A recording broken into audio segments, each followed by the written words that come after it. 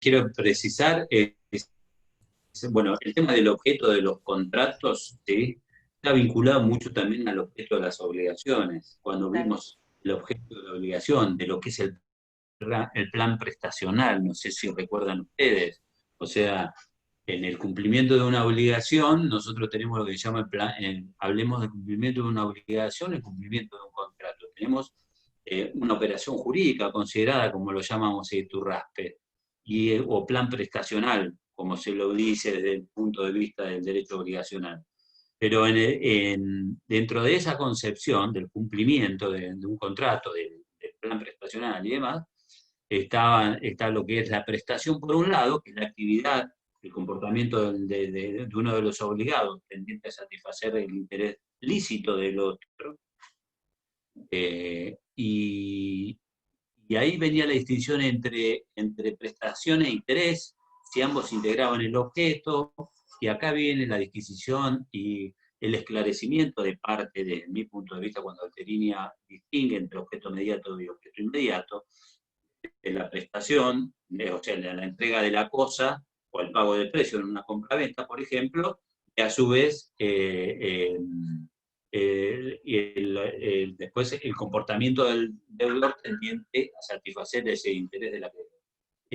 Pero lo que sí es lo que se llama la operación jurídica considerada, eso en cuanto al objeto del contrato en sí. Ahora, lo que puede integrar el objeto del contrato en cuanto a prestación o cosa que puedes, o precio u obligación de dar, hacer o no hacer, lo vamos a ver ahora dentro de la estructura de lo que son los elementos del contrato. O sea, nosotros vamos a ver en la clase de hoy cómo se conforma, cómo se estructura el contrato. En la doctrina clásica, en la teoría clásica, la antigua teoría, se hablaba de que el contrato tenía tres elementos: objeto, sujeto, causa. Y algunos hablaban de forma, hablaban de consentimiento en vez de sujetos.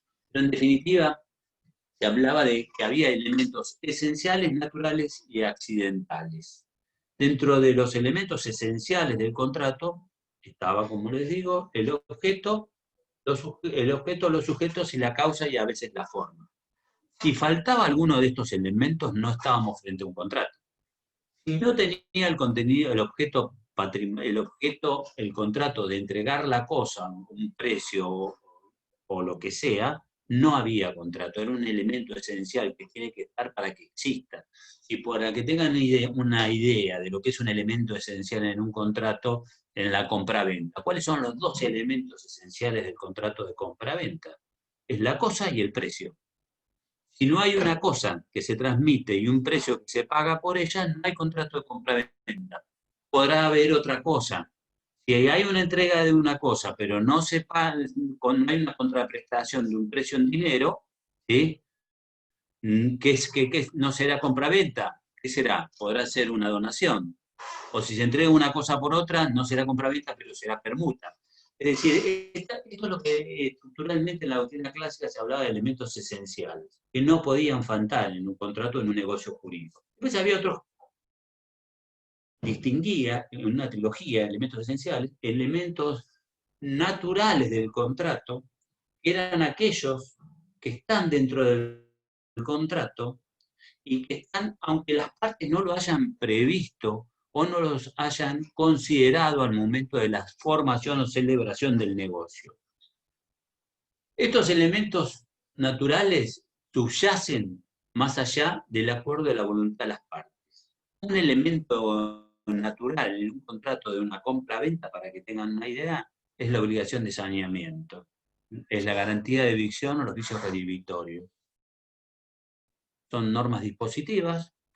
Si tenemos que calificar la norma, es una norma dispositiva, por lo tanto la podemos incorporar o no, pero es un elemento natural en todos los contratos bilaterales onerosos, como por ejemplo la compra-venta. No prevemos nada respecto de si voy a responder por vicios o por evicción. ¿Saben lo que son la evicción y vicios redhibitorios, no? ¿Tienen idea más o menos lo que es evicción y vicios redhibitorios? Los vicios redhibitorios son los defectos o vicios que afectan la materialidad de la cosa y la hacen impropia para su destino. Y la evicción, ¿sí?, es cuando alguien reclama un mejor derecho sobre la cosa que se está transmitiendo o que es objeto del negocio, la garantía de evicción. Esto es un elemento natural en muchos contratos. Y después, dentro de esa doctrina clásica, la antigua doctrina del contrato, sobre todo en el contrato que estamos hablando paritario, porque le estoy hablando de doctrina clásica, similitud de contrato paritario, contrato negociado entre partes. Estaban los elementos accidentales, ese poder dispositivo que tienen las partes de tomar las normas si quieren incorporar o no, es en virtud del poder jurígeno que tenemos de configurar el contenido de un contrato. Recuerdan que hablamos de la autonomía de la voluntad, que es soberana en el contrato, que es soberana y que sigue siendo soberana en el contrato. Podemos tomar normas dispositivas, incorporarlas o excluirlas. O sea, una norma natural la podemos hacer accidental. Así como, por ejemplo, un vicio redivitorio lo podemos incluir en un contrato donde no naturalmente existe. Así como, por ejemplo, podemos incorporar una cláusula accidental, un pacto comisorio expreso, o lo que se llama un pacto de resolución, una cláusula de resolución expresa. Es decir, la incorporamos accidentalmente al contrato. Pero la estructura clásica, entonces, tenía esta trilogía que les menciono, cláusulas, elementos esenciales, naturales y accidentales. Esa era la conformación y la estructura de cómo se veía el contrato en el marco de un negocio paritario. Hoy la doctrina moderna, en el avance que tiene el contrato, de la manera de la vida que va tomando el contrato, la dinámica de los negocios jurídicos y la dinámica que hoy estamos viviendo, inclusive a consecuencia de esta pandemia, por ejemplo. Vamos a ver, porque la formación y la estructura de los contratos hoy difieren sustancialmente, inclusive. Vamos a ver que hoy estamos haciendo prácticamente contrataciones electrónicas. ¿Es así o no? Estamos comprando a distancia y demás, pero no quiero abordar ese tema porque ese tema parte del derecho al consumo, pero parte también lo vamos a ver cuando veamos el tema del consentimiento y la formación de consentimiento. Entonces viene la doctrina moderna y empieza a decirnos un momento. Nosotros acá tenemos, para ver la estructura del contrato, distingue entre lo que se llama presupuestos,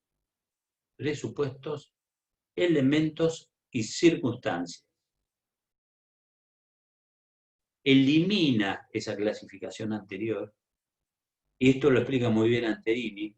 Vos, Juan Manuel, si lo leíste a Alterini vas a ver que más o menos nosotros yo sigo mucho el libro de Alterini porque, digamos, la avanzada de todo el derecho moderno en materia negocial y de toda la transformación de la responsabilidad civil y obligacional, la cabeza de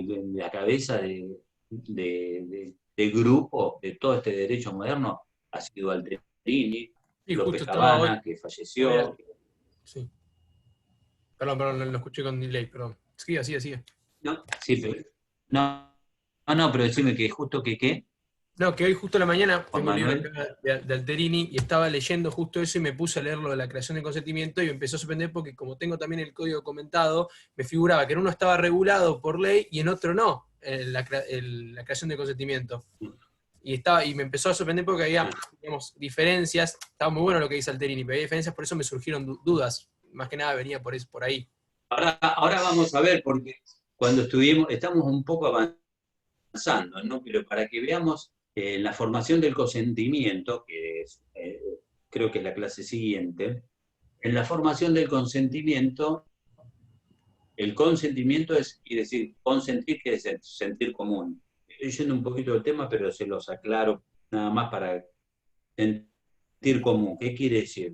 El consentimiento, sentir común. Es esa tercera voluntad del contrato. Es lo que establece el negocio. Ese consentimiento, ese sentir común, esa tercera voluntad que es el contrato, surge como consecuencia de ¿qué? De dos voluntades. Oferta y aceptación. Claro. Son dos declaraciones de voluntad unilaterales que tienen la característica son recepticias, que quiere decir que una voluntad es recepticia, la declaración de la voluntad recepticia cuando tiene un destinatario, lo que yo exteriorizo va dirigida hacia alguien. Cuando la oferta y aceptación coinciden entre ambas, se llega al consentimiento contractual. La particularidad que tiene, me estoy yendo un poco, pero bueno, la particularidad que tiene es que el nuevo código regula la formación del consentimiento desde el ámbito de la esfera de los contratos paritarios entre pares, pero también regula el consentimiento cuando tiene que ser dado a través de contratos con cláusulas predispuestas o contratos por adhesión, donde hay una debilidad jurídica y donde muchas veces una de las voluntades no se puede exteriorizar de manera clara y precisa integrando el contenido. Pero eso me estoy adelantando. ¿Está claro lo que me digo? Obviamente que la autonomía de la voluntad, ¿sí? Ese poder gerígeno, es de Manuel de Rivera Crovi y de Chaya. Sirve. Mirá, Ángel, la verdad que no lo he visto, no lo tengo presente a ese manual, no lo tengo presente. Pero voy a lo siguiente, chicos. Ya vamos a ver, me subo a la temática y les juro que me encantaría que toda esta materia fuera anual, porque esta materia, como tendría que haber sido anual, obligaciones, les aviso. Pero bueno, es lo que tenemos, está y hay que aprovecharlo. Pero yo sé que ustedes lo van a aprovechar estudiando, ¿no? Creo que están entendiendo lo que les estoy... Espero que entiendan lo que les estoy explicando. Y si no lo entienden, por favor, me lo tienen que decir 200 millones de veces, profesor, no lo entendemos. Porque acá estoy para clarificarle los conceptos de lo que estudio. Pero sigamos con esta estructura del negocio que vamos a abordar todo esto. Por eso les digo siempre que es tan importante la parte general. Hoy viene la doctrina moderna y ya no habla más de elementos esenciales, naturales y accidentales, sino que habla de presupuestos, elementos y circunstancias. Y los presupuestos es como que se estudian, Alterini dice, se estudian como un plus al contrato. Es decir, estos requisitos van a determinar el alcance, la eficacia que va a tener el contrato. ¿Cuáles son estos presupuestos que necesariamente tiene que haber en un negocio? Uno es la voluntad jurídica, el otro es la capacidad, el otro es la aptitud del objeto y el otro concepto es la legitimación. ¿Cuáles son presupuestos que se valoran antes del contrato y que van a determinar su eficacia del contrato? Porque ya después vamos a ver la ineficacia de los contratos y más. ¿Cuáles son? Voluntad jurídica, capacidad, aptitud del objeto y legitimación. La voluntad jurídica. ¿Qué es la voluntad jurídica? A ver cómo les diría. ¿Sería la voluntad creadora del negocio jurídico? Es el acto volitivo del sujeto del querer obrar. ¿Sí? Lo que emana de la voluntad. La voluntad, el deseo de concretar el negocio, es un elemento, que en alguna medida ese querer obrar, ese querer celebrar el contrato, tiene que estar expresado. Se tiene que exteriorizar la voluntad, el deseo de concretar un negocio. Por eso el silencio, para que tengan idea, el silencio no obliga en principio. Siempre para que la voluntad sea vinculante, ese querer obrar o el deseo de un sujeto, de la gente, de celebrar un negocio, tiene que exteriorizarse. O sea que no hay acto jurídico si no hay un hecho exterior por el cual la voluntad se manifiesta. ¿Está claro? ¿Para qué? ¿Recuerdan el concepto de acto jurídico? ¿Sí o no? ¿Cuál? Díganmelo. Un acto lícito voluntario que tiene como intención crear, modificar o extinguir relaciones jurídicas. Exactamente. ¿Sí? Que difiere del contrato, en que el contrato es la voluntad de partes que se unen para crear, modificar, extender relaciones jurídicas patrimoniales. Por lo que la relación del nuevo código del 957. Pero Aunque digamos, son actos jurídicos. El contrato es un acto jurídico. Claro. Todo acto voluntario o lícito que tiene por fin inmediato crear, modificar o extinguir derechos es un acto jurídico. ¿Sí? El acto jurídico del casamiento es un acto jurídico. Crea o modifica una situación. ¿Sí? Ya que, o sea, el contrato es una especie de acto jurídico. Es decir, pero para que haya un acto jurídico siempre tiene que haber, si es una relación de género especie, siempre tiene que haber un hecho exterior por el cual la voluntad se manifiesta. Ese es un presupuesto del contrato. Si no exteriorizo mi voluntad, no estoy obligado por ningún contrato. Únicamente el silencio es válido cuando la ley obliga a exteriorizar. Pero vamos a ver cómo se puede exteriorizar la voluntad. ¿Cómo exteriorizamos el deseo de celebrar un contrato? Normalmente cuando pensamos en un contrato, ¿en qué pensamos? En un contrato de locación. ¿Sí o no? En un contrato de locación escrito que contiene sus cláusulas y las obligaciones y se establecen todo su contenido. ¿Es así o no? Y la forma de exteriorizarlo es a través de la forma escrita. Pero sin embargo, nosotros muchas veces tenemos comportamientos que son declarativos o no declarativos, que exteriorizan nuestra voluntad de celebrar un contrato. ¿Se les ocurre alguno? Por ejemplo, o se los digo, para una manera de exteriorizar la voluntad es a través de un comportamiento declarativo. Pensemos. Cuando subo al colectivo, por ejemplo, que pago el boleto, estoy manifestando la voluntad. Ahí tenés un comportamiento declarativo de tu voluntad cuando vas a parar, cuando levantas la mano y parás la mano así para que pare el colectivo, ahí estás exteriorizando tu voluntad de subirte al colectivo. Estás exteriorizando, estás a través de un comportamiento declarativo, ¿sí? No verbal, que querés tomar un contrato de transporte, que estás concretando un contrato de transporte público. Es decir, que tenés las manifestaciones, en alguna medida, esa es una manifestación directa a través de un comportamiento declarativo. ¿Sí? Y es recíproca, porque el colectivo para. Claro, porque tiene un destinatario. Es lo mismo que el taxi. Cuando no para ¿Sí? es porque... O por ejemplo, cuando vas al mismo lugar y vas al mismo kiosco y antes cuando se fumaba te comprabas el atado de cigarrillo y el del kiosco sabía qué cigarrillo. Había un comportamiento, una declaración, una exteriorización de la voluntad, etcétera, etcétera, pero había actos que eran inequívocos y determinan una exteriorización de la voluntad. Pero también a veces la voluntad se exterioriza por vías indirectas. ¿Sí? Por ejemplo, en los casos previstos en el artículo 918 del Código o en 1146 del Código, ¿alguien lo tiene ahí a mano? Como para que lo veamos. Por ejemplo, en 918, ese es un caso de exteriorización, es un caso de exteriorización de la voluntad. El pago por subrogación, el pago por subrogación transmite al tercero todos los derechos y acciones del acreedor y los accesorios del crédito. El tercero subrogante mantiene las acciones contra los obligados, fiadores y garantes, personales y reales, y los privilegios y el derecho.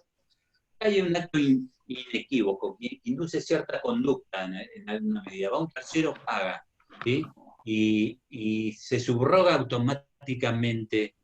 Importa la subrogación automática de ese derecho. Esto lo que les quiero significar que la voluntad jurídica, que es un elemento de exteriorización y es un presupuesto de todo negocio. Cuando veamos forma, que ya les voy a explicar lo que es la forma, en algún punto se dice que todos los actos jurídicos tienen una forma que se denomina esencial.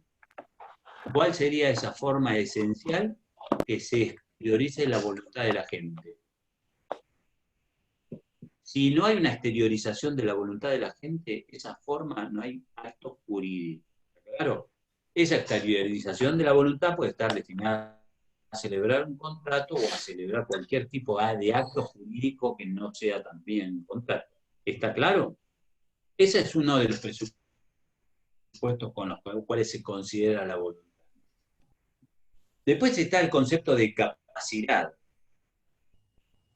¿Se acuerdan lo que es la capacidad? Es la aptitud del sujeto para adquirir derechos y contraer obligaciones. ¿Sí? Hoy el código en alguna medida es bastante innovador en el régimen de la validez de los actos jurídicos y el tratamiento de la consideración del sujeto de derecho. Porque considera, ya no habla más de incapaces o de la capacidad en un sentido negativo, sino que se habla de sujetos con capacidad restringida, ¿sí? Y sujetos capaces. Porque fíjense que hay sujetos menores de edad que son sujetos con capacidad restringida por el ordenamiento, sin embargo, que realizan actos jurídicos, ¿sí o no? De pequeño nos vamos a comprar caramelo, nos vamos, qué sé yo, íbamos al cine y demás. Este principio, en realidad, bueno, la capacidad es la aptitud para contraer derechos y obligaciones. Hoy está celebrado, está regulado desde una concepción positivista del sistema y en un sentido positivista y se habla de que todos los sujetos en alguna medida pueden celebrar contratos. No importa, el tema es no confundir la capacidad con la responsabilidad que genera el negocio. Es algo diferente. ¿Tá? Porque los menores que celebran contratos, ¿sí? Los menores que celebran contratos que quedan obligados y que obligan, en alguna medida, pueden no ser responsables de las consecuencias del negocio. Va a venir su representante legal, pero de hecho tienen la actitud para hacerlo. Un momento, ¿eh? Alejandro, hago una consulta. ¿Hasta acá? ¿Está claro? Sí. Dale. Yo No como habría- me llenaría de plata, Juan Manuel, porque las consultas las cobro. Ah, sí, claro, Siempre. me acuerdo lo que decías en obligaciones. Generalmente las cobraba. ¿Eh? Me acuerdo que en obligaciones decíamos eso, que se cobraban las consultas, que eran preguntas. Bueno, te digo, tenía Sí, el lo que tema pasa de... es que, ¿saben una cosa? Sí, le quiero decir una cosa. Uno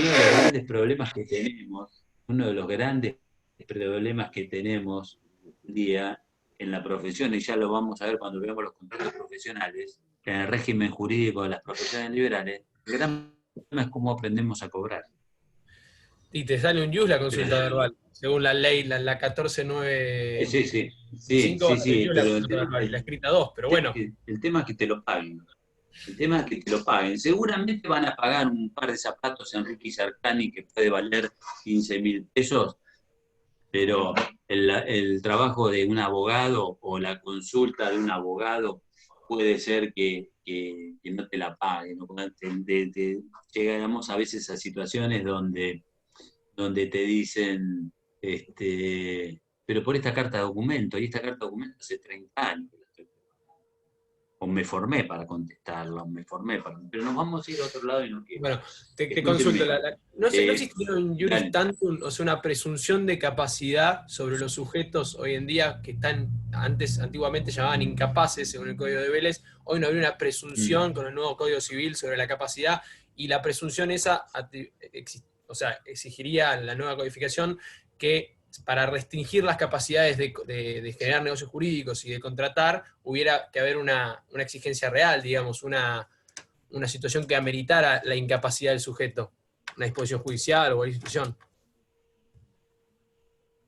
una declaración de incapacidad. Claro, una diría declaración de vos. capacidad, por eso preguntaba más Hoy allá. por eso les dije que el código trata el tema de la capacidad, lo van a ver en el derecho de familia también, que las limitaciones de la persona humana, de la persona física, las trata en un sentido positivo.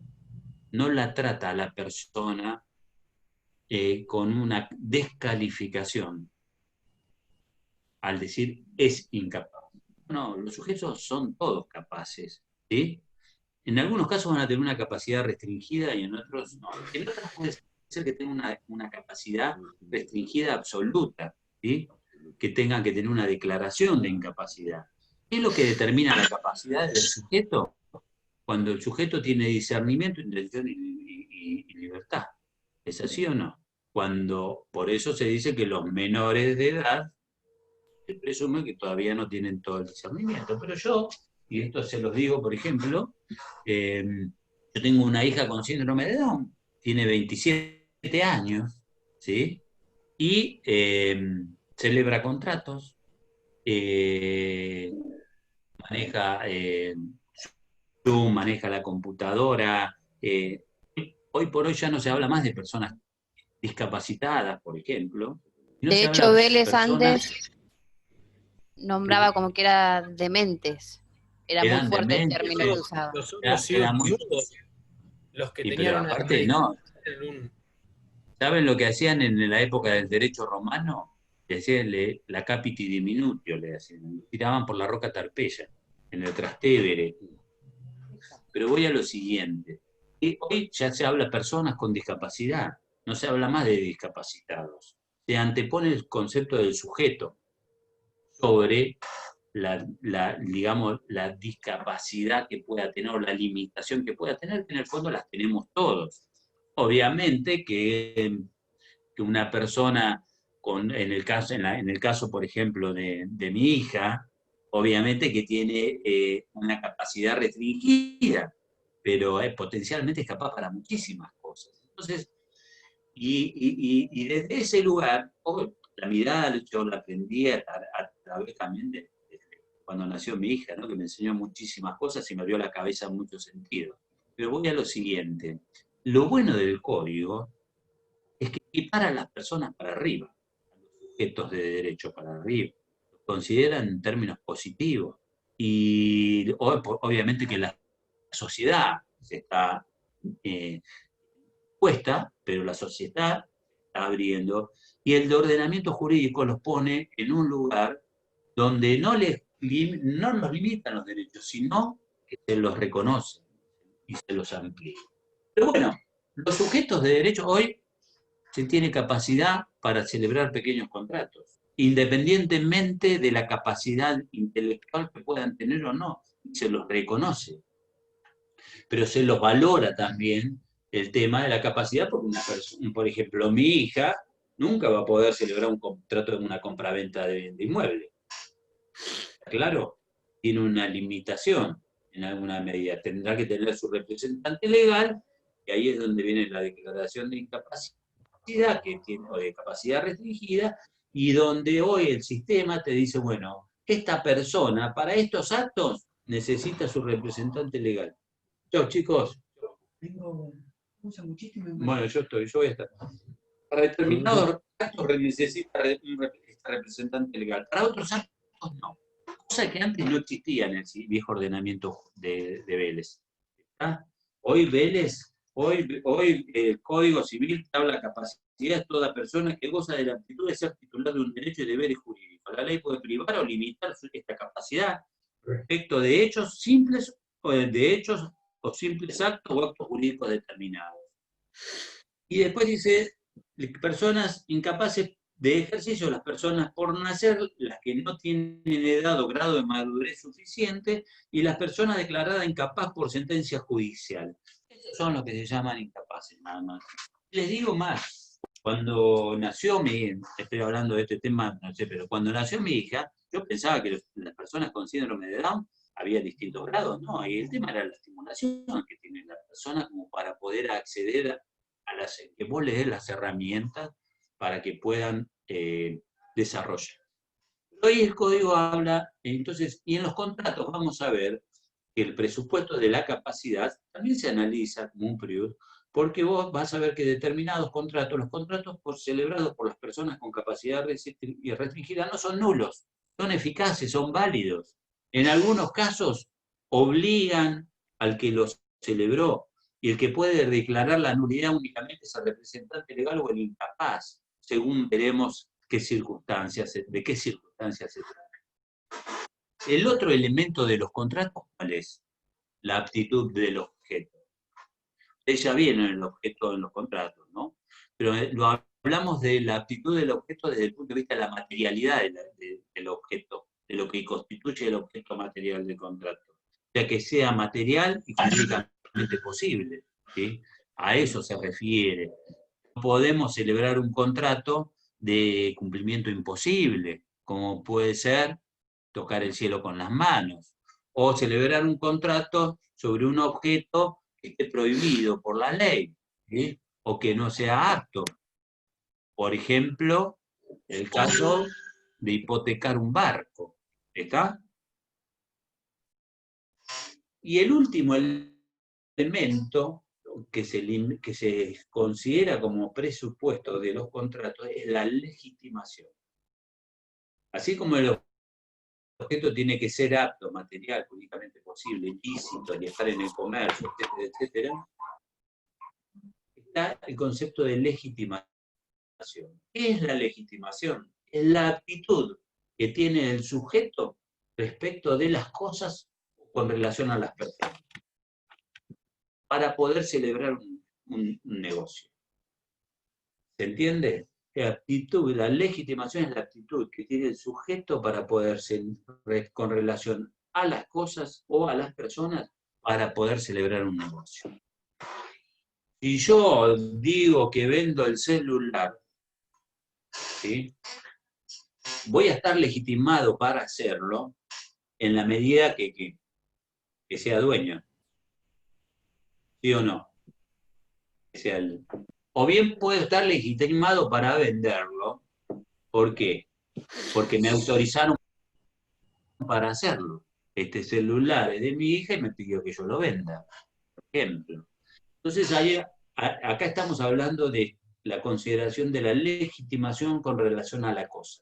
El sujeto que realiza el acto jurídico, contrato, ¿sí?, ¿tiene aptitud para celebrarlo?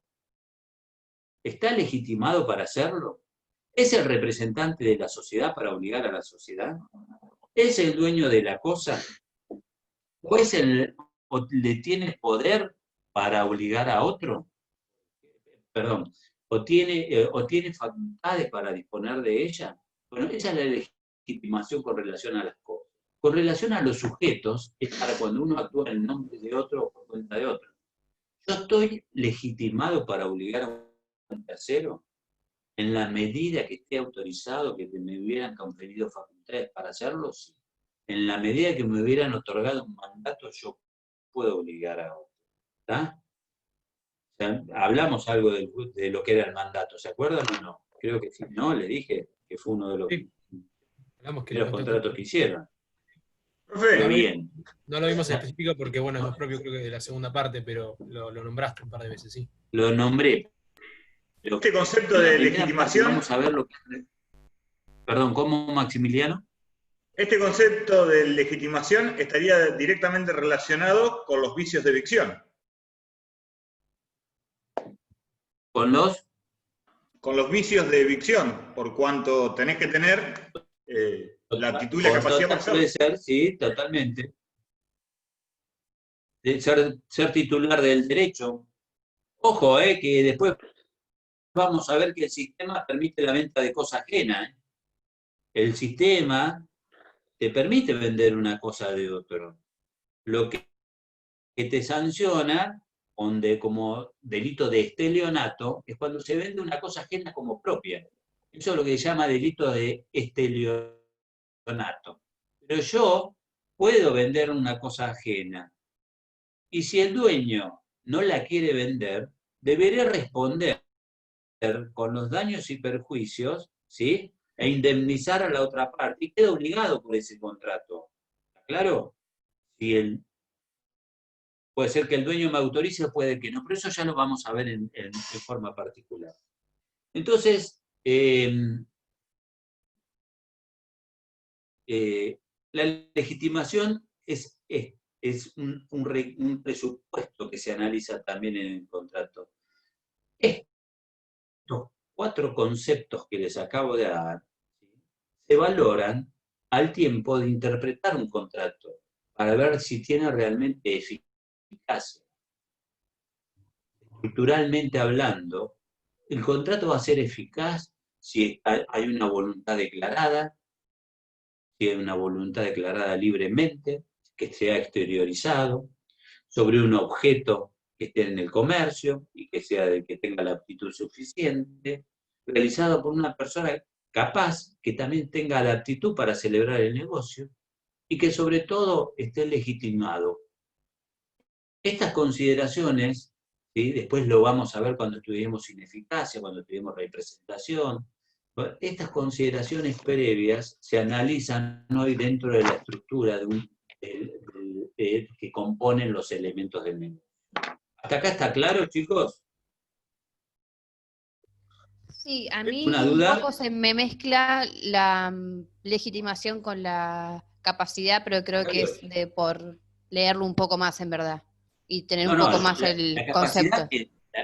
La capacidad es la aptitud para celebrar primero, cuando alguien es capaz, primero tenemos que tener claro cuál es el concepto de sujeto de derecho.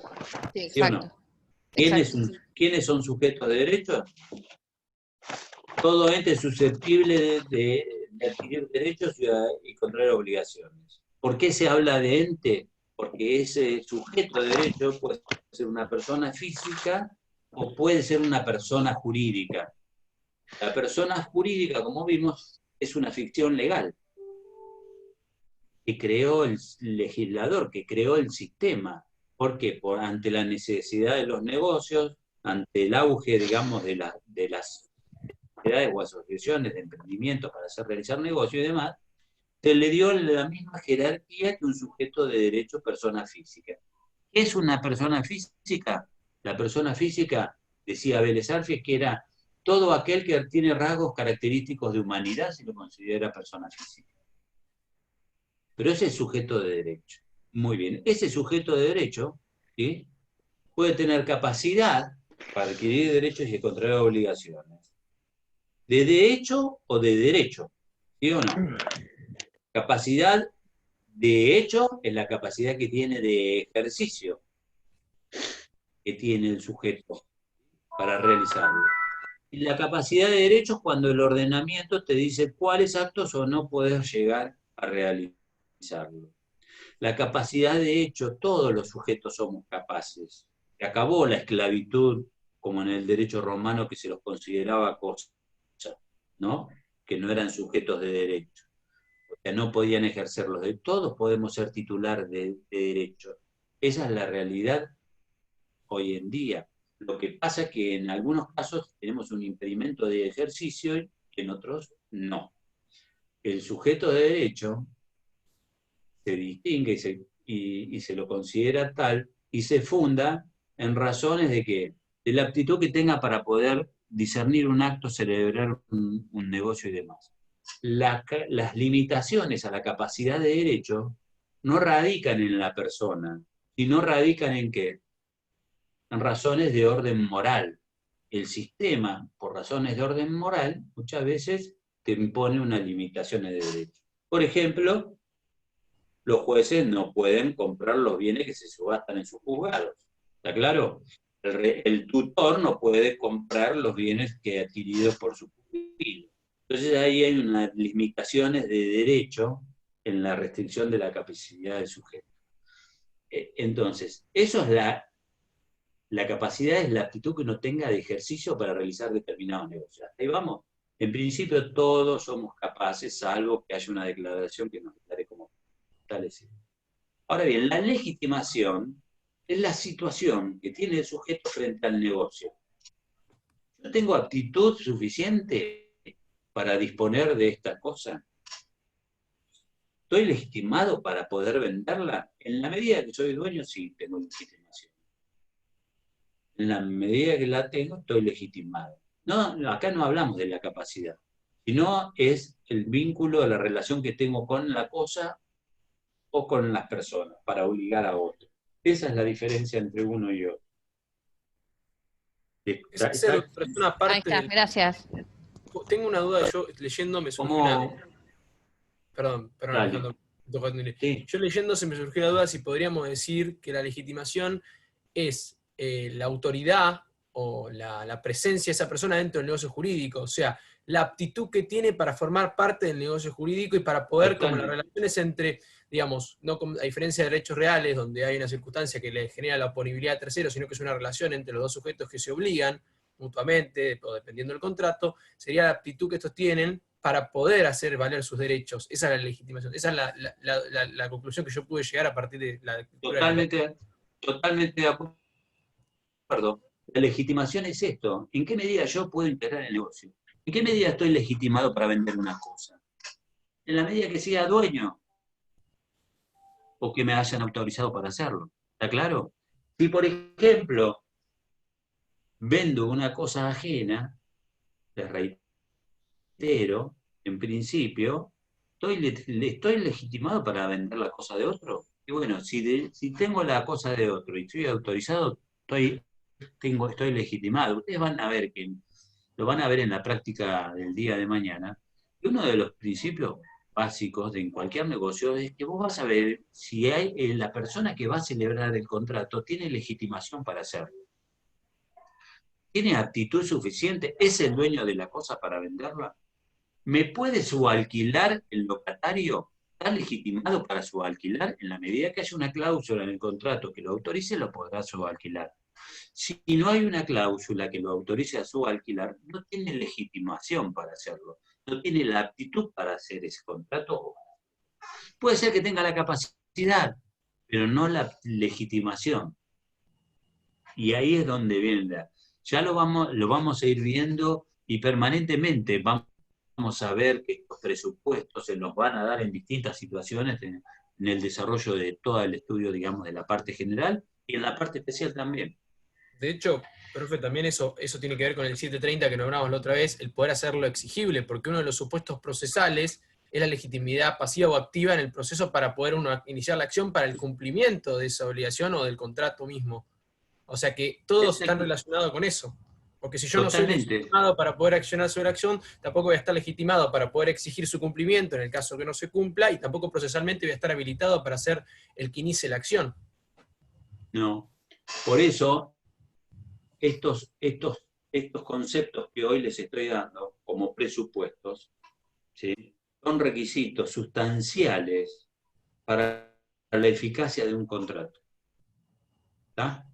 Vamos a ver ineficacia y demás, pero nulidad, teoría general de las nulidades, que creo que la habrán, no sé, miren, la teoría general del acto jurídico, la teoría general de las nulidades, ¿sí?, por ejemplo, son institutos que los tienen que conocer porque se aplica dentro de todo nuestro sistema, dentro de todo el ordenamiento jurídico, en el derecho público y en el derecho privado. Entonces, es la base del razonamiento jurídico. Es a través de institutos y de los principios, como yo siempre les digo. Pero, por ejemplo, la teoría les reitero, del acto jurídico, la teoría de las nulidades. Y bueno, ya veremos otras figuras, otros principios que vayamos viendo, son estructurales en la formación de toda la carrera. Porque van a haber nulidades en el ámbito penal, nulidades en el derecho público, en el derecho privado y demás. Y si no tienen clara esa teoría, lo vieron en parte general, ¿no? La teoría general de las nulidades del acto jurídico, ¿sí o no? Sí. Bueno, traten de tenerlas bien. Bueno, pero yo les sugiero, chicos, igual las vamos a ver, pero les sugiero que esas figuras las tienen que tratar de comprender e incorporar, porque le va a facilitar muchísimo la comprensión del derecho en todas las materias. Bueno, sigo adelante. Después, en esta estructura moderna que hay del contrato, del análisis de los elementos del contrato, están los presupuestos, después están los elementos de la doctrina clásica que veíamos, los elementos esenciales, naturales y accidentales, que deben estar dentro de todos los negocios, ¿sí? Que naturalmente tienen que estar dentro del contrato, pero ya no se los considera aisladamente, sino se los considera dentro de la estructura de la doctrina moderna de haber primero considerado los presupuestos, que son requisitos indispensables para que se pueda llegar al contrato, que se integra con las cláusulas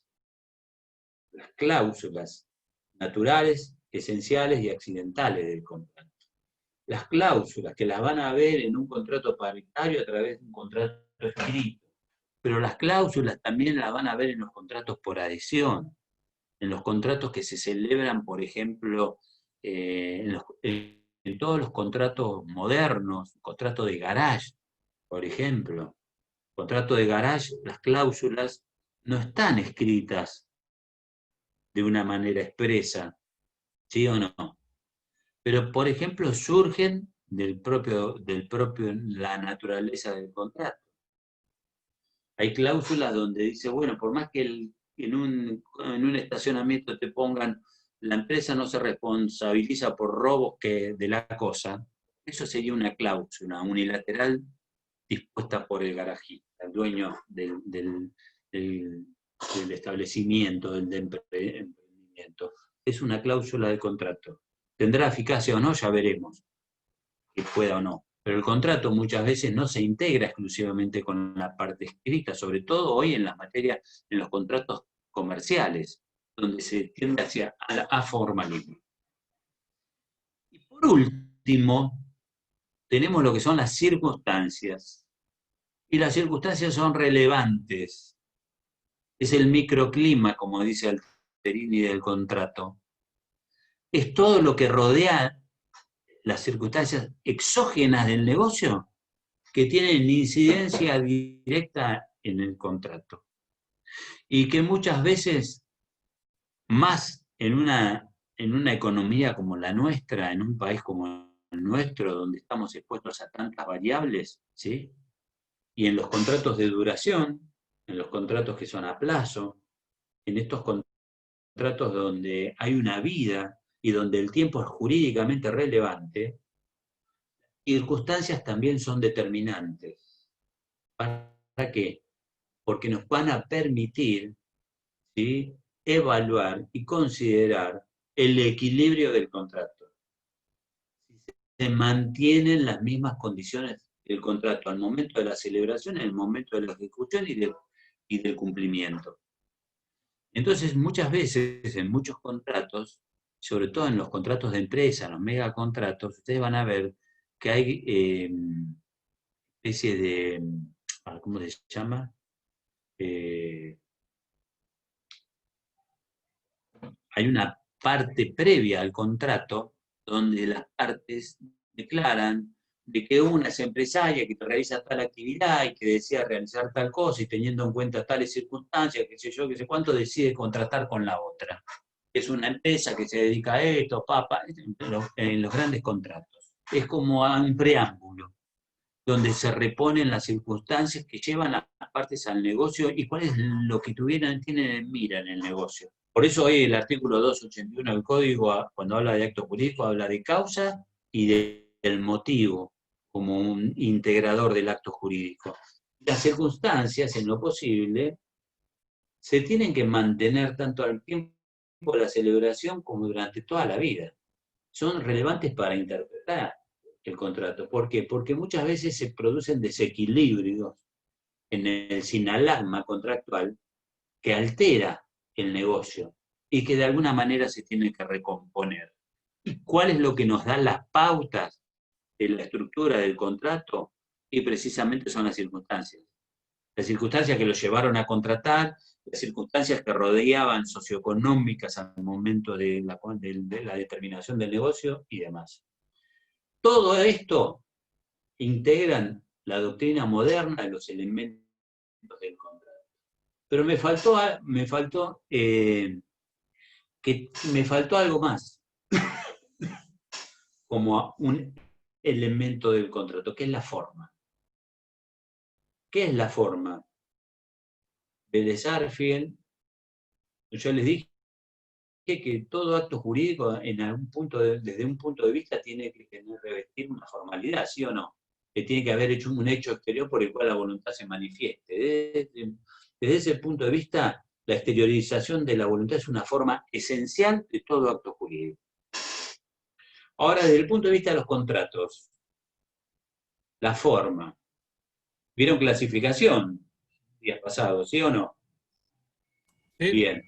¿Vieron contratos formales y no formales? ¿Sí o no? ¿Sí? Los contratos formales eran cuando el sistema le exigía que cumpliera determinada solemnidad para que sea para la eficacia o a los fines de la prueba. Es decir, Vélez Sarsfield en el 972 decía la forma era el conjunto. Esta es la definición, me la aprendí hace 40 años. Es el conjunto de prescripciones establecidas por la ley respecto de las reglas que deben observarse al tiempo de la formación de un acto jurídico. Y esos son la escritura de acto, la presencia del testigo o que sea hecho ante un escribano o autoridad pública, decía. Pero en definitiva, forma son las reglas que te impone la ley para darle validez respecto a determinadas solemnidades, para darle eficacia a un acto jurídico. 972 del viejo Código Civil y Comercial es una definición de forma. ¿Sí?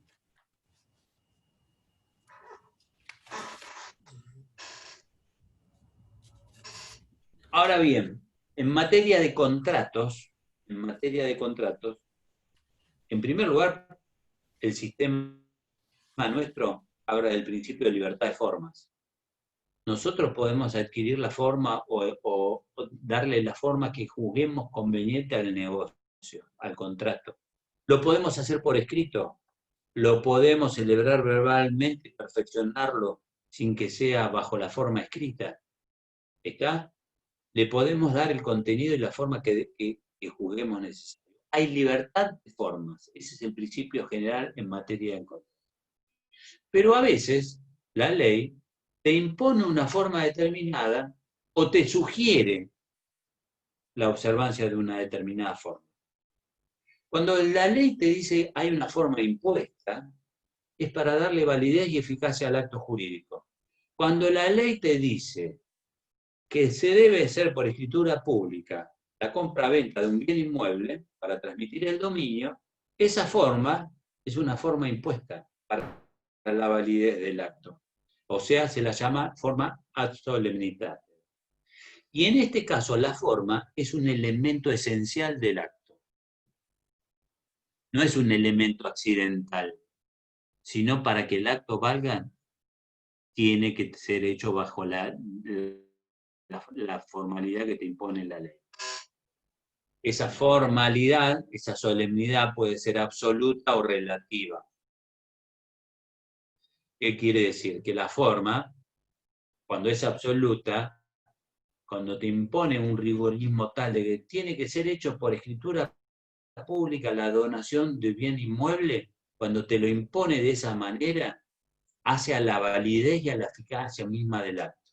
Si vos el acto no lo realizás por escritura pública, la donación de un bien inmueble o la constitución de una renta vitalicia gratuita, no lo hacés por escritura pública, el acto no nació a la vida del derecho, no es un acto jurídico, no sirve como contrato. La solemnidad es absoluta, hace a la validez y a la eficacia. Pero otras veces la forma, esa es una forma esencial absoluta. Otra vez es la forma que te impone el sistema, te la sugiere. Perdón, otras veces te impone una solemnidad, pero que si vos no la cumplís, le da una eficacia relativa. Como en el caso de la compraventa de un bien inmueble.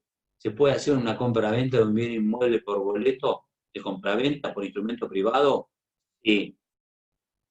pero la ley te exige que sea hecho por escritura pública, ¿está? Te impone la solemnidad de la escritura pública para transmitir el dominio, como vamos a ver. Entonces, en realidad, si bien no observaste la formalidad que te impone la ley, no te lo sanciona quitándole eficacia al acto, sino dice, se puede subsanar esta inobservancia de la forma llevándolo a escritura pública. Es lo que se llama la conversión del negocio jurídico. No vale como acto que transmite el dominio o la propiedad de la cosa, pero sí vale como contrato que obliga a hacer de la escritura pública. Alejandro, pero eso En no estos surge. casos, y el principio... Sí, perdón que interrumpa, pero eso no surge propio del derecho que estás en este caso otorgando, porque la donación de un inmueble, el inmueble tiene que ser oponible a terceros. Entonces la escritura, la formalidad es la que propia del derecho real que uno tiene, es la que se lo da. Depende bien del negocio, eso es propio del negocio jurídico que uno haga, la formalidad del contrato donde surge, ¿no? Como fuente, digamos, de esa necesidad Totalmente. de crearlo.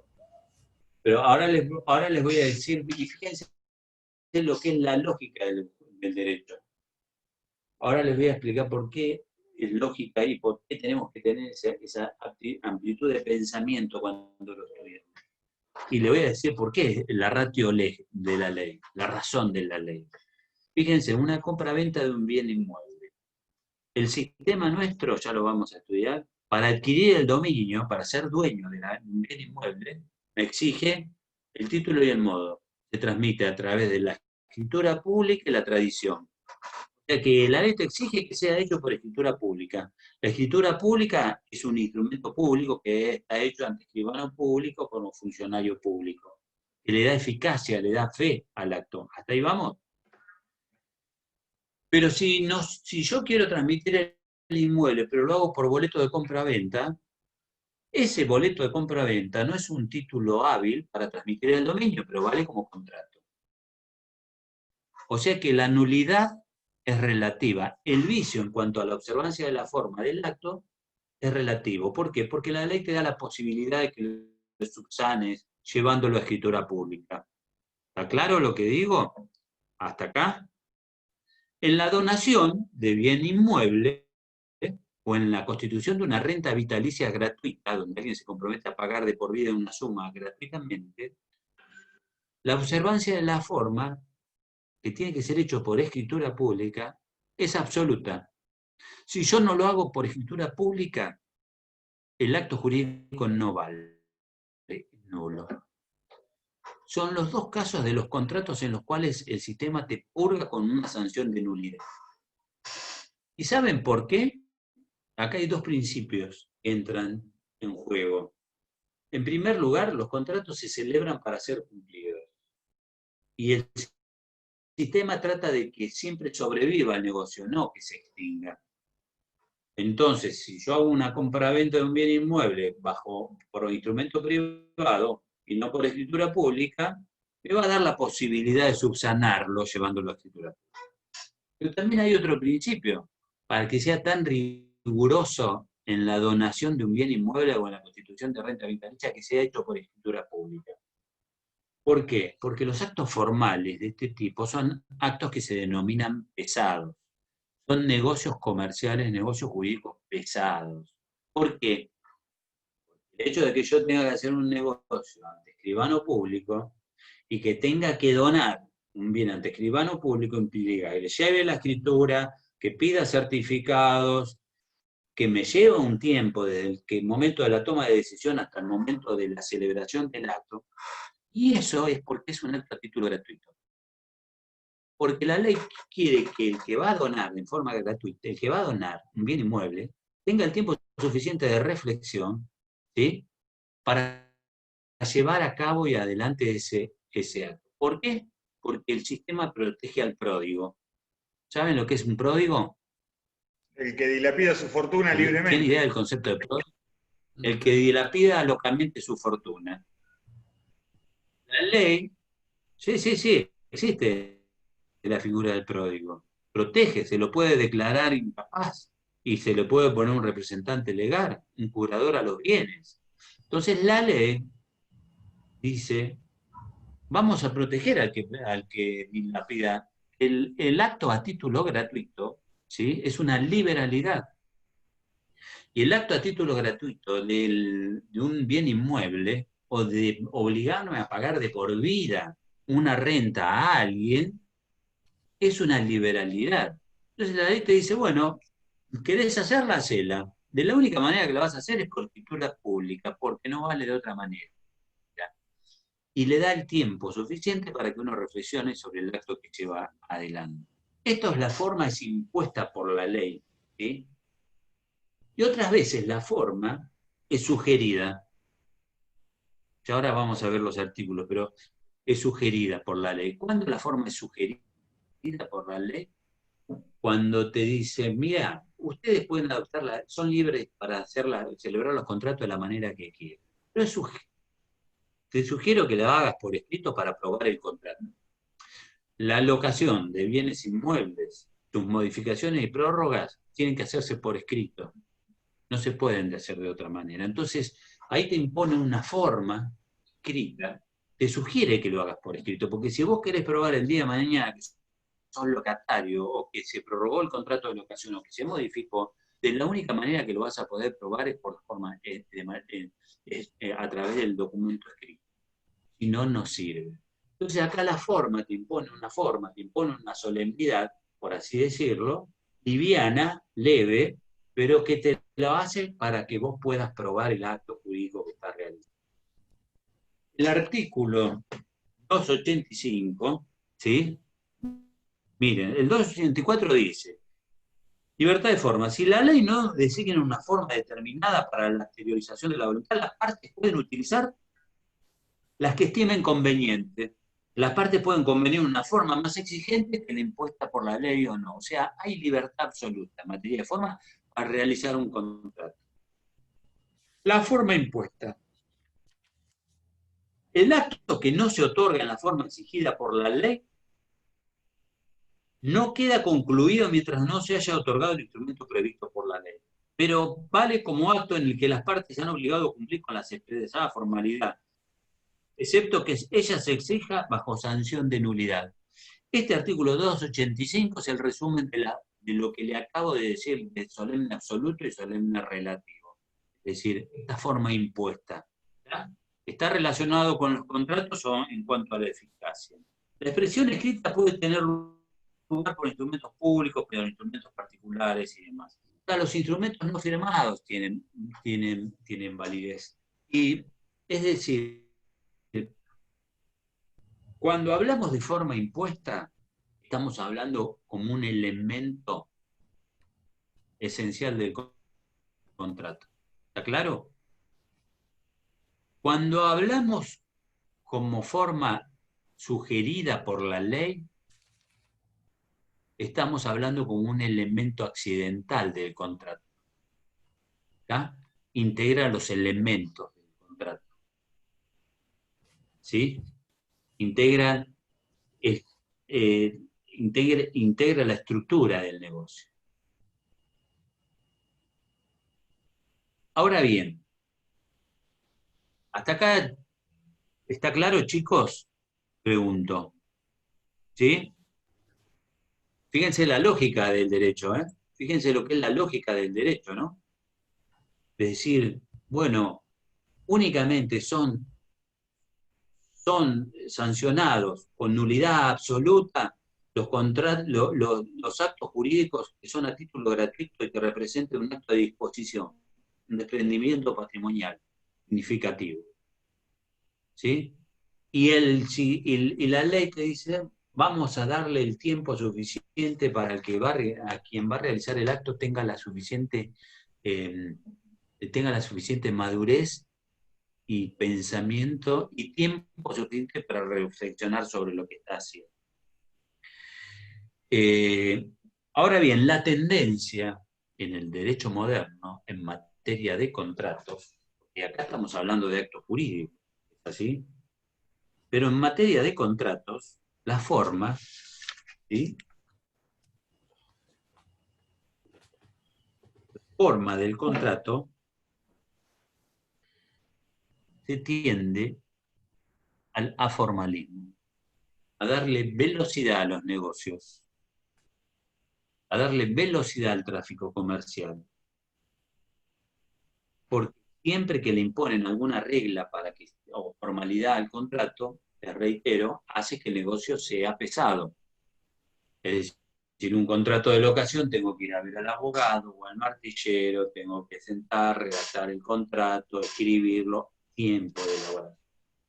Pero como hoy prevalece la comercialización del derecho civil, ¿sí? Como yo siempre digo, que era la gran disputa, civilización del derecho comercial o comercialización del derecho civil, el mundo de los negocios es lo que rige el mercado y todo el ordenamiento jurídico en el ámbito del derecho privado patrimonial. Entonces, hoy los contratos, ¿puede haber contratos formales? Sí, podemos hacer contratos formales porque nosotros podemos adaptar la forma que querramos. Pero hoy la mayoría de los contratos, el principio general es que no se requiere una forma expresa. Uno de los antiguos contratos que únicamente bastaba el simple consentimiento y no se requería ninguna formalidad para que se perfeccionara y naciera la vida del derecho y produjera efectos, era el mandato. Bastaba de decir, o sea, estaban los contratos formales y no formales. Bastaba el simple consentimiento para ir y ejecutar un mandato y cumplir con lo que nos decía. No se tenía que firmar por escrito el contrato de mandato. Ya vamos a ver mandato, vamos a ver lo que es el poder y demás se representa. Pero hoy podemos firmar un contrato de locación o dar en locación un bien inmueble y no firmar un contrato, sí podemos darlo. El tema es el siguiente: si quiero probar que yo soy locatario o que él es el locador, de la única manera que lo puedo probar es por la forma escrita. ¿Está, chicos? Profe, ¿no? Pregunta. ¿Dudas? Sí. Perdón que te moleste, pero siempre me surgen por la lectura que No, tiene. a mí me encanta que me pregunten, no, por favor, al contrario. Primero, Si estuviéramos en una presencial, nos mataríamos, nos divertiríamos muchísimo. No tengo la menor duda. Aprenderíamos estaría muchísimo, buenísimo, en serio. recíprocamente. Te Te lo preguntaba, la puedo primera, asegurar. ¿qué postura, digamos, hoy vos ves más reflejada en la realidad de esto de la comercialización del derecho civil o la civilización del derecho comercial como postura que hoy predomina en la codificación del Código de 2015? ¿Qué sucedió, qué predominó de lo que antes existía como Código de Comercio y Código Civil? Mirá, en primer lugar, teníamos una legislación muy caótica en el derecho comercial, ¿no? El Código Civil, el Código de Acevedo, era anterior al Código de Vélez. Pero el Código Comercial era muy caótico, era muy desordenado, etcétera, etcétera. La obra de Vélez fue extraordinaria. Pero ¿qué es lo que nos atraviesa a nosotros? Nos atraviesa el mercado, nos atraviesa la sociedad de consumo, nos atraviesa un mundo donde en alguna medida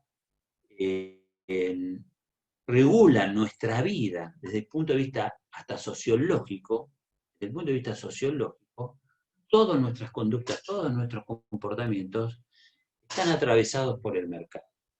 Esto lleva a que las relaciones de intercambio se hayan ido mutando, hayan avanzado muchísimo, hayan atravesado hasta el derecho civil era el derecho privado de las gentes, era el derecho de las relaciones personales, nada más. No se consideraban, los contratos no eran onerosos. Se consideraba que estaba mal visto que en un mandato alguien cobrara un honorario por realizar una determinada actividad. A poco y en la evolución de todo el proceso que hubo histórico, es larguísimo el tema, pero como para que lo veamos, el mercado nos atraviesa.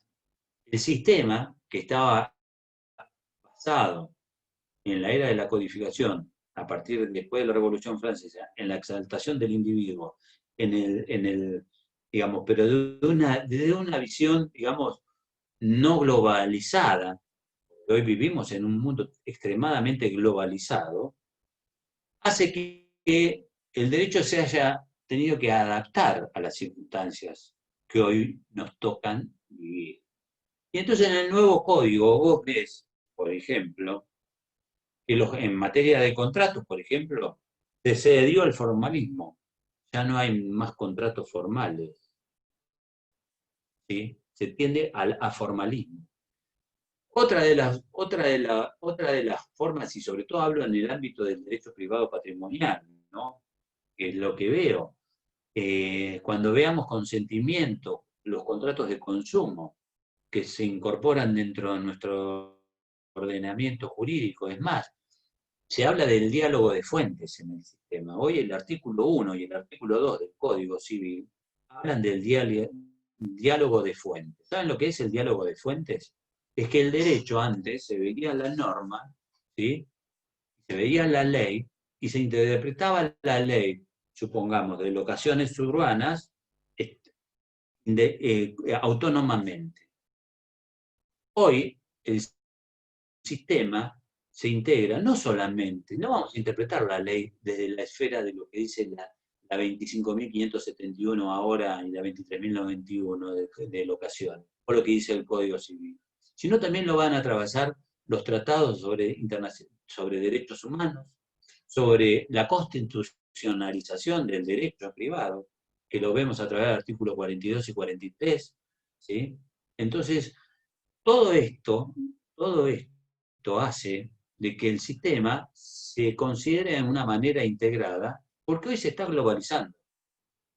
Hoy vivimos en un mundo totalmente globalizado. Y ha sido el mercado el que nos lleva, los hechos nos llevaron a colocarnos en esta situación, y el derecho le está dando cabida, y le está dando recepción, y lo que está haciendo es regular esas situaciones y equiparar y equilibrar.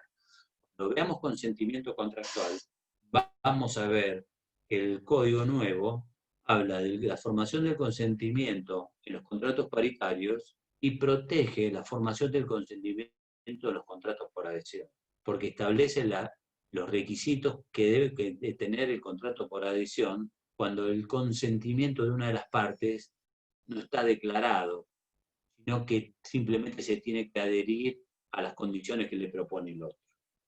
Yo celebro que se haya, para mí hay una comercialización del derecho civil. La dinámica del mundo de hoy nos lleva hacia eso. Fíjense, creo que hemos hablado, y lo vamos a decir o lo voy a reiterar tantas veces porque a veces me olvido, entre obligaciones, contratos y derecho de daño, le digo la verdad, a veces, repito, me dicen, y me avisan, por favor. Pero voy a lo siguiente. Este derecho moderno que está plasmado en este código, y lean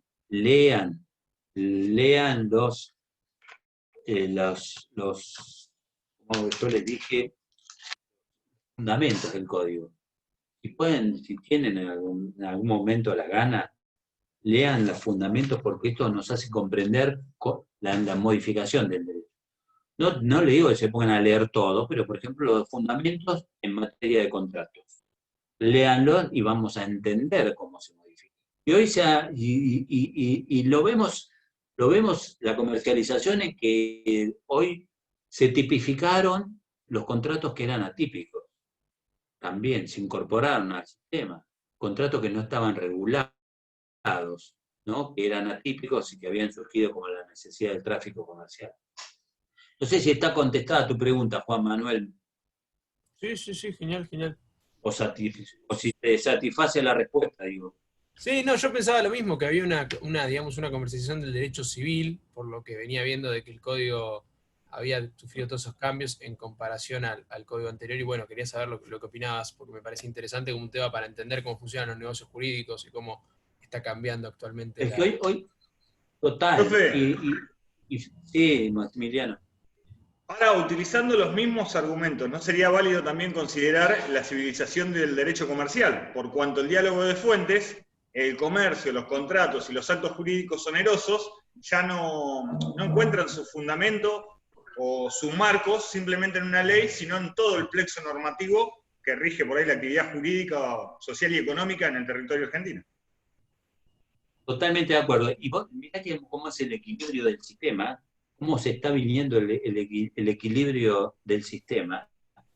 Bien, nosotros, o sea, no vamos a negar de que el sistema, el modelo que rige en el mundo es el capitalismo, son los negocios. ¿Es malo? No. El problema es el capitalismo desbordado.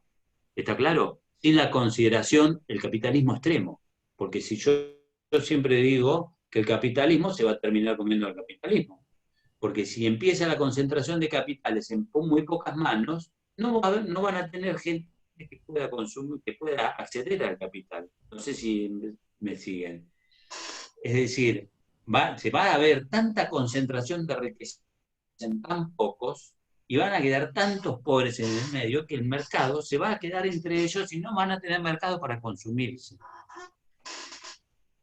Entonces, fíjense una cosa, siempre el sistema, el derecho y el hombre en alguna medida, y espero que tengamos la sabiduría, de que va encontrando, va buscando el equilibrio. Está bien que se haya comercializado el derecho civil, pero si la ley te habla del diálogo de fuentes, te dice el artículo 1 que debes respetar las convenciones de derechos humanos, te está imponiendo el aspecto humanitario.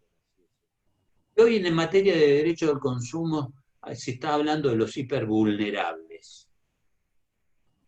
Si se está hablando de la tutela de las personas hipervulnerables, se llama a las personas mayores de 70 u 80 años, hipervulnerables son aquellos débiles jurídicos en una relación de intercambio. Se está hablando de proteger, se está hablando de crear un nuevo, hay un proyecto de un código de derecho del consumidor, en tratamiento, donde se está poniendo hincapié en el hipervulnerable. ¿Quiénes somos? Inclusive todos nosotros que integramos las relaciones de intercambio, el derecho comercial, ¿sí? Somos vulnerables, somos débiles jurídicos. ¿Está? Y todo esto depende, el sistema siempre nos pone todas las herramientas, yo no tengo la menor duda de eso. Están en nuestro derecho positivo y a través de los tratados internacionales que se integran nuestro plexo digamos, nuestro positivismo, nuestro derecho interno. Pero yo no tengo la menor duda que siempre se van a salir a dar las respuestas. El tema es que también ahí están los jueces.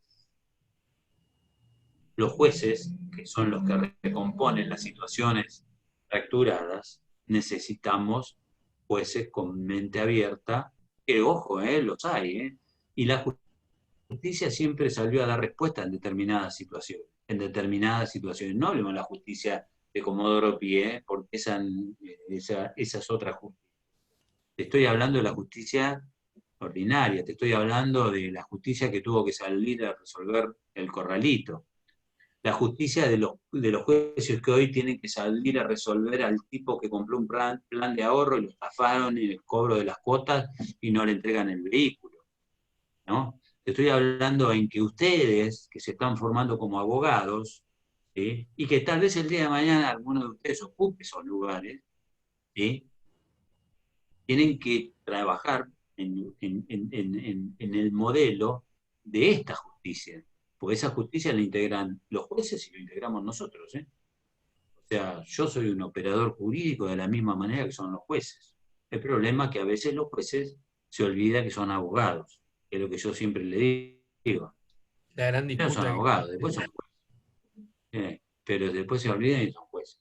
Pero son temas, Maximiliano, que hay un sociólogo, Zygmunt Bauman, que se murió, un polaco, que vivía en Gran Bretaña, buenísimo, que se llama, que habla de la modernidad líquida, o la sociedad de consumo.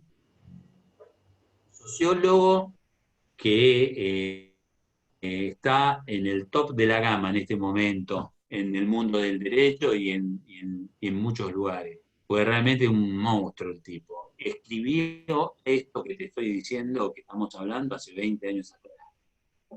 O sea, el aspecto sociológico de la transformación que se está viviendo en el mundo de hoy y cómo está afectando en todo, en las relaciones. Hoy respondemos a estándares o a modelos que nos imponen el sistema. Que, ojo, no es que te lo imponen, que te obligan, pero que vos vas, ¿viste? Te llevan como en la ola. Es un temazo pero ojo que no está deshumanizado el derecho comercial, ¿eh? No está deshumanizado.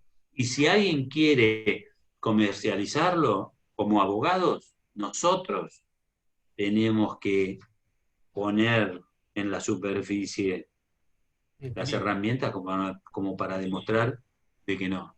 ¿Ustedes saben de qué manera, qué diferencia? Sí, Maximiliano. Perdón que lo interrumpa. No, pero es que justamente mi argumento se basaba en eso, en cuanto que la civilización del derecho comercial es una garantía más que tenemos todos de que en virtud de la celeridad del tráfico de bienes y servicios no se lleve puesta a las personas, porque puedo recurrir, por ejemplo, por un conflicto local a una garantía en un instrumento internacional, porque me protege determinado derecho a nivel comercial que en nuestra legislación no está contemplado. Entonces me da una garantía adicional.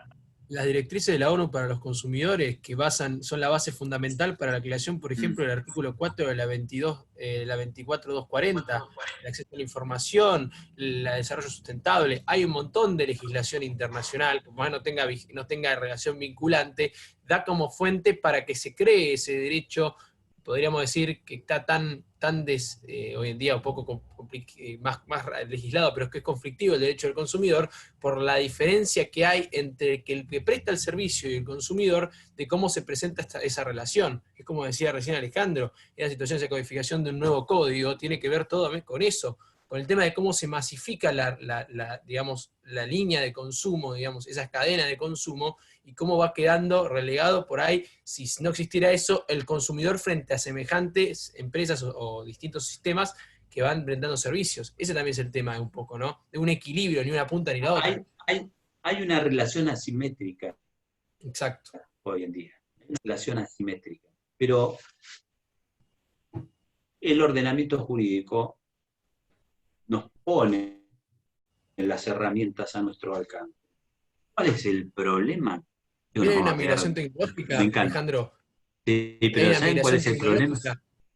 Que es lo que vos decís la otra vuelta. ¿Cuál es el problema? Esa gente de mayor de, perdón que te interrumpa, pero esto está buenísimo, porque la gente mayor de 70, 80 años, que no tiene la posibilidad de conocer los instrumentos para contratar, porque hoy en día uno contrata por servicios por internet, por teléfono, y la gente no sabe, no tiene el conocimiento, porque son migrantes tecnológicos, que incluso a veces ni siquiera pueden. Entonces, esa debilidad se presenta ante la incapacidad de tener el conocimiento para poder adquirir esos servicios de forma idónea. Eso también pasa un montón.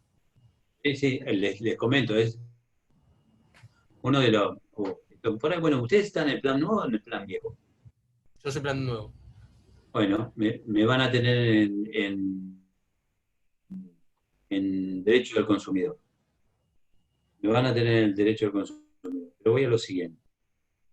¿Saben cuál es el gran problema que vemos, que yo advierto? Porque los elementos están, las herramientas las tenemos. Y hoy el código nos da, por ejemplo, la acción preventiva de daño. Entonces, nos da el gran problema que a veces tenemos es que la justicia no nos da respuestas inmediatas. Ese es el gran problema que tenemos. Muchas veces no nos da respuestas inmediatas. Entonces, ahí es donde viene la gran lucha. Porque uno como abogado, yo como abogado, tengo mi ideal de justicia. A mí me llevó a ser abogado porque tengo un ideal de justicia y porque me gusta la profesión. Y voy a luchar por el ideal que tengo de justicia. En el sentido de que el idealismo, ¿saben lo que significa idealismo?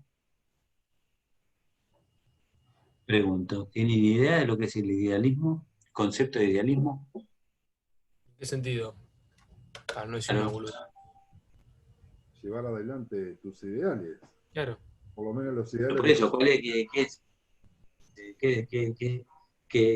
son tus ideales? O sea, cuando uno hace una representación de ideales, Las convicciones Es- pero también pueden ser. Nosotros Se convierte en armamos convicción. una construcción. Sí, sí.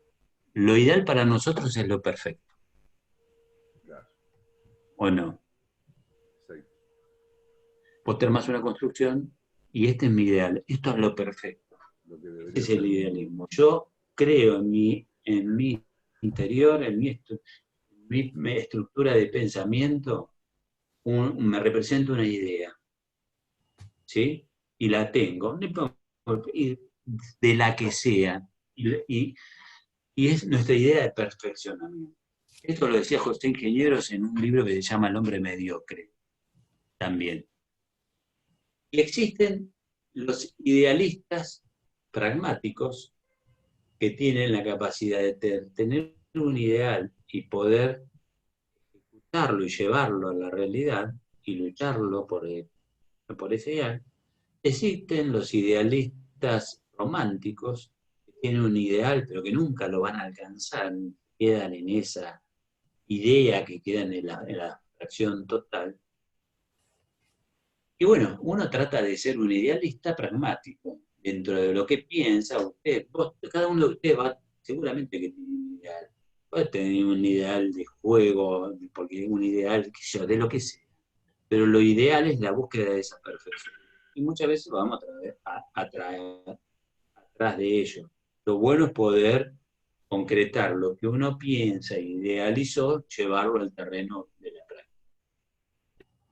El gran debate, el ideal de justicia que no tiene, yo tengo el ideal de justicia aristotélica, tengo el ideal de dar a cada uno de suyo y que vivamos en una economía sana, de oportunidades para todos, que podamos vivir, no hablo en este país en particular, sino hablo en general. Pero el derecho siempre, el derecho es muy sabio, y lo hacemos nosotros. Y por eso les pido les pido cada uno desde su lugar, desde su posición ideológica, completamente respetable, siempre tenemos que tratar de lucharlo, pero tenemos que comprender, estamos yendo a cualquier lado, me mandaron a cualquier lado ustedes. Pero lo Igual que estamos quiero fuera de hora, así decirles, que seguí tranquilo porque ya está. Si querés no, cortamos no, una vez, quedamos no, no, hablando. estamos fuera de hora, están siendo grabadas, no importa, porque Quieran. uno sigue, uno lucha la vida por una ideal, una justicia mejor. Todos luchan, o sea, y ustedes van a tener un ideal, van a tener su ideal, ojalá tengan su ideal de ejercicio profesional, de lo que sea, y bueno, vamos a ir por ello. Pero ¿por qué vinimos acá? Maximiliano, vos preguntaste, era que me habías preguntado. Bueno, la cuestión es que el derecho, chicos, tenemos que tener mucha mente abierta. Tenemos las herramientas, ustedes las están aprendiendo, las están conociendo. No nos tenemos que no nos tenemos que quedar en, en la norma escrita y que está ahí y que se acabó. ¿Ya? Nosotros tenemos que crear, yo les mostré que tengo el cuadro de Miguel Ángel, ¿no? Que aparte La cambia la creación de norma, Miguel Ángel. cambia todo. O Pero sea, la calificación con la que usted se recibió no es la misma con la que me voy a recibir yo y seguramente no es la misma que en 20 años cuando no, esté ejerciendo, si me recibo, sea esa. Entonces, hay principios, hay fundamentos del derecho que persisten escúcheme, y es lo mire, que nos da la posibilidad de, como dice usted, de aprender el derecho pero le leyendo voy a y mostrar, también de aprenderlo pensando. Me parece fundamental eso. voy a mostrar algo. ¿Saben lo que es esto? ¿Saben lo que es esto? Una máquina de El que escribir. pesa. La vieja y querida Olivetti. Esto se llama Lexicon 80. Ah, Con esa máquina empecé a hacer mi primera demanda. Ustedes van a decir, este es prehistórico. Y yo no sé si recuerdan vos, ahora yo siempre digo que somos una generación de migrantes. Yo tengo 60 años. Somos una generación de migrantes. Nosotros migramos de un sistema de educación y de comunicación, ¿sí? A un sistema que nos hemos adaptado bastante bien, ¿no?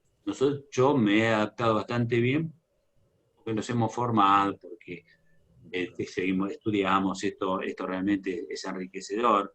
Compartir con ustedes esto para mí es enriquecedor, en el sentido que acá hay también parte de la currícula oculta. ustedes están estudiando, están aprendiendo, que lo demás está todo en los libros. Pero voy a lo siguiente, nosotros arrancamos con este bicho. Y hoy estamos, yo estoy contestando demandas, dando una contestación de demanda ahora virtualmente. Y tenemos el celular. Y piensen que en 10 años, cuando creó el que creó WhatsApp, no me acuerdo cómo se llama, que trabajaba para... ¿Ustedes conocen la historia del que creó WhatsApp o no? Eran un japonés y un norteamericano. Era un japonés que trabajaban para Google o para Facebook, no me acuerdo cómo fue. Cuando crean el WhatsApp, le dicen que no. Entonces se van ellos dos y en el 2009, 2008, 2009, es interesante saberlo esto. Se ponen y crean WhatsApp. Hoy el medio de comunicación es el WhatsApp, más que el teléfono, ¿sí o no? En 10 años nos transformó toda la vida. Bueno, a los 2 años se lo terminó comprando Facebook o Google en millones de dólares, la licencia del uso de WhatsApp. Pero voy a esto, bueno, uno aprendió con esto, y hoy fíjense qué vertiginoso que es el avance de todo esto. Estamos en todas las relaciones virtuales. O sea que nadie se conoce seguramente acá personalmente. Digamos, digo, me sorprendo escuchándolo porque, claro, razono, yo a usted no lo conozco personalmente y a los chicos seguramente no, y yo ya cursé obligaciones, contratos y estamos en este medio. Y no hay una, más allá de la pantalla, es una cosa de locos. Es una cosa de loco, y cuando nos crucemos por la facultad, si nos cruzamos, avísenme, porque entre el alemán y el italiano no lo reconozco. Escúchenme una cosa, no puedo creer que todavía se quedaron 16 en la clase. Chicos, seguimos adelante, seguimos con, yo les digo lo siguiente, a ver para lo que viene. Mañana van a tener con la doctora Casal. ¿Dónde está? Denme un minuto.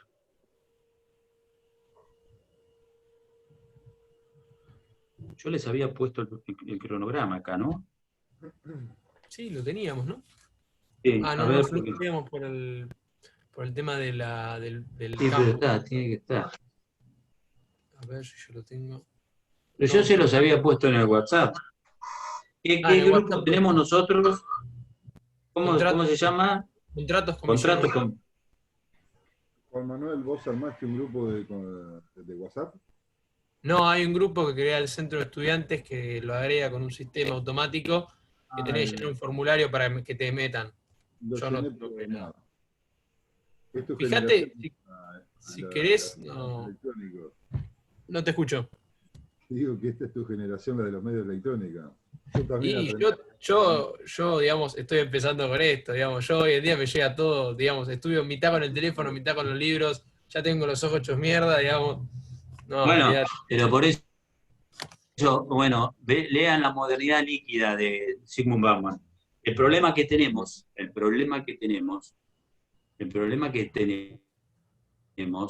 que la atención la perdemos enseguida, punto 1. El deseo, ¿sí? Es muy corto. El deseo es muy corto. O sea, permanentemente nos ponen como, nos van poniendo como, qué sé yo, dulces, chocolates adelante, ¿no? Para que se acabe enseguida uno y siga el otro y venga el otro y vayamos para adelante. O sea que es como que, bueno, ya tengo el celular, ahora necesito tal cosa y ahora tal otra. Entonces, en toda esa vorágine tenemos el acceso a la información, tenemos acceso a mucha información. El problema de la información que tenemos en este momento es que tengamos la capacidad de procesarla. Ese es el gran tema.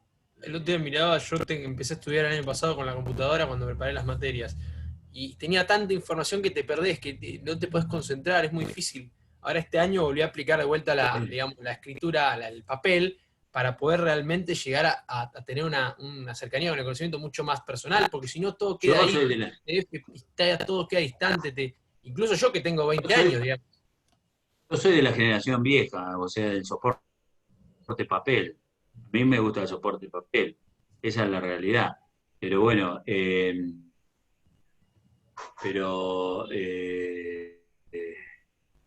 así. Escúchenme, chicos, con Casal, ¿en qué quedaron que iban a ver mañana? ¿Qué No les nos dijo? dijo nada, tuvimos clasificación nada más, su PowerPoint nos explicó, bueno, esto un poco de lo que eran los contratos, la formalidad, las formas, si eran aleatorios o no, y cómo se presentaba eso, pero mucho más que En eso teoría, no. mañana viene consentimiento contractual, pero, a ver, un minuto. Y después viene representación. Pero denme un minuto que la llamamos por teléfono. Así, por lo menos para que sepan.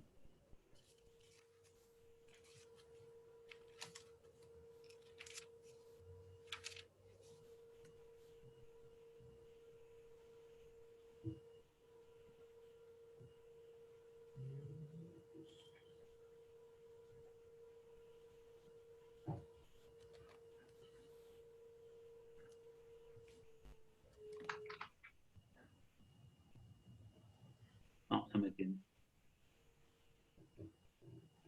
Bueno, hoy les vamos a publicar, porque no sé si Cristina va a querer dar consentimiento el lunes.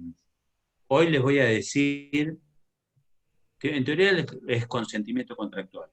No sé si lo va a dar ella o lo va a dar el doctor Carcela, y después viene representación.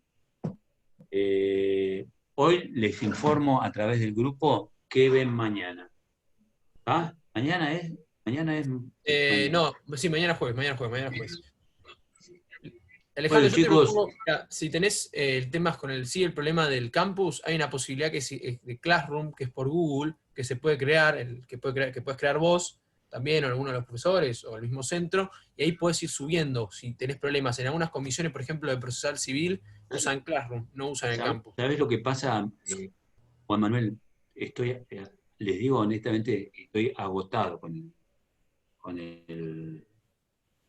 No, lo digo, lo disfruto muchísimo. Sí, te cansa. Entiendo. Disfruto muchísimo, pero ayer tuve clase de obligaciones, hoy con ustedes. El sábado tengo que dar en Derecho del Consumidor. El lunes tengo un seminario de 2 horas que doy de Derecho del Consumidor. Y me encanta, la verdad que a mí me gusta más. A mí no me gusta estar parado acá, delante de ustedes, hablando y repitiendo como un loro. A mí me gusta que ustedes interactúen. Porque fíjense, como yo les digo, las clases se construyen. Lo digo siempre. Hoy construimos una clase. Excelente. Construimos entre todos. Entre el tema que vimos y todos los temas que abordamos.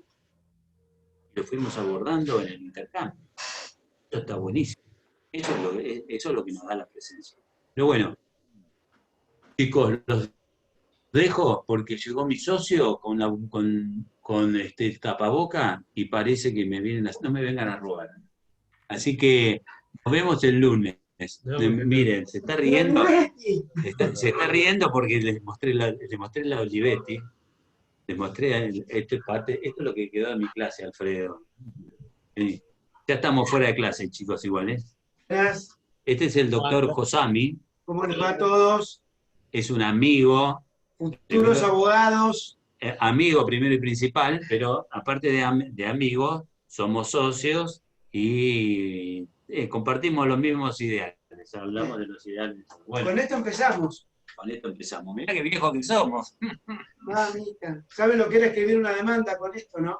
No tiene idea. Bueno, chicos, los veo el martes que viene, pónganse en el WhatsApp y después me gustaría ver la cara de Nicolás, de Lina, de Ana, de Facundo, de Ezequiel, de Solange. Me gustaría ver la cara de todos. A este Espero ritmo que lo hayan terminamos disfrutado. un asado de fin de año, chicos. Ya está, y nos ponemos Y a bueno, debatir sí. con un asado. Yo pongo casa si tienen ganas. Cuando hagan un asado, por supuesto, me invitan. Obvio. Ya Por te estoy supuesto que me invitando, invitan. ya te aviso. Si quieren sumar, no tengo problema. Ya Bueno, está. un placer.